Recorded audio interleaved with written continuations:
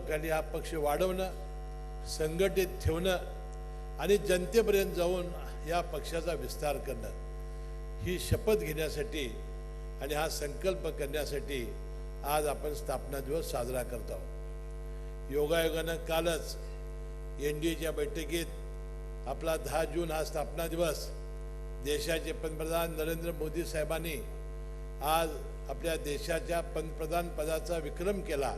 मला वाटतं तोही योगायोग होता आणि ज्या भावना तटकरे साहेबांनी व्यक्त केल्या, आपला पक्ष येणाऱ्या सगळ्या विधानसभा आणि लोकसभेच्या निवडणुकीमध्ये 1 नंबरचा यायचा असेल तर आज आपण शपथ घेतली पाहिजे की हा पक्ष स्थापना दिवस ठरवून साजरा करून होत नाही।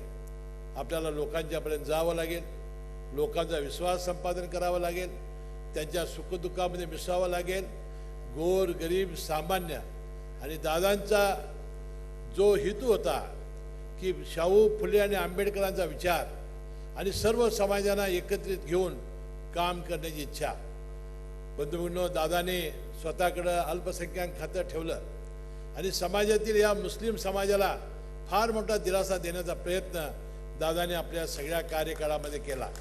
याबद्दल कशाचीही त्यांनी कोण काय म्हणते याची भीक घातली नाही आणि सातत्याने शाहू फुले आंबेडकर आणि कैलासवासी यशवंतराव चव्हाण साहेबांचा विचार त्यांनी आपल्या या राज्यामध्ये आपल्या वाढवला।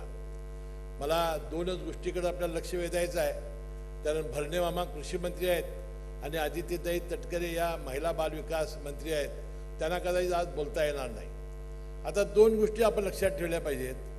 जी दादांनी लाडकी बहीण योजना सुरू केलेली होती त्यामध्ये 80 लाख महिलांची आज ही पेन्शन बंद झालेली आहे। ती कारणं आपण समजून घेतली पाहिजेत।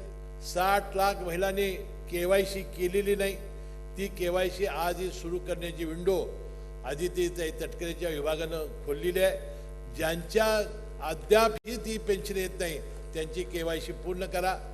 14 लाख महिला अशा आहेत, पुरुष आहेत की पुरुष आहेत, महिला आहेत म्हणून त्यांनी आपली पेन्शन घेतलेली आहे, त्यानंतर वसूलच करून घेतली पाहिजे। आणि जवळजवळ 10 लाख महिला अशा आहेत की त्या सरकारी निमसरकारी अधिकारी असून सरकारी नोकरीत असून सुद्धा त्यांनी गैरफायदा घेतलेला आहे।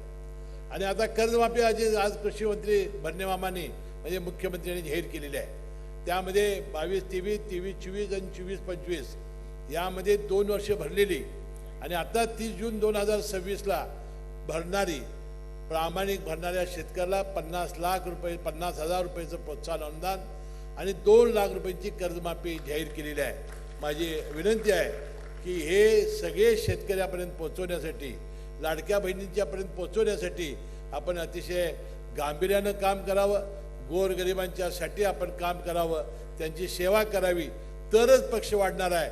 आणि हे वाढण्यासाठी आज आपण शपथ घेऊया। SIR मध्ये सुद्धा अजूनही आपण गांभीर्यानं लक्ष घातलेलं नाही, त्यामध्ये लक्ष घाला। लाखो लोकांची मतदार याद्यामधून नावं कमी झालेली आहेत। बिहारमध्ये आपण बघितलेलं आहे, उत्तर प्रदेशमध्ये बघितलेलं आहे आणि आपण पश्चिम बंगालमध्ये बघितलेलं आहे। या सगळ्या गोष्टी आपल्याला प्रमाणात केलं पाहिजेत एवढी अपेक्षा मी या निमित्ताने व्यक्त करतो। आणि आज आपण शपथ घेऊया, येणाऱ्या सगळ्या निवडणुकीमध्ये अजितदादा पवारांचा पक्ष वहिनींच्या नेतृत्वाखाली 1 नंबरला आणल्याशिवाय आम्ही राहणार नाही, अशी शपथ घेऊन जाऊया। एवढं बोलून मी आपली रजा घेतो। जय जय महाराज। धन्यवाद मुश्रीफ साहेब।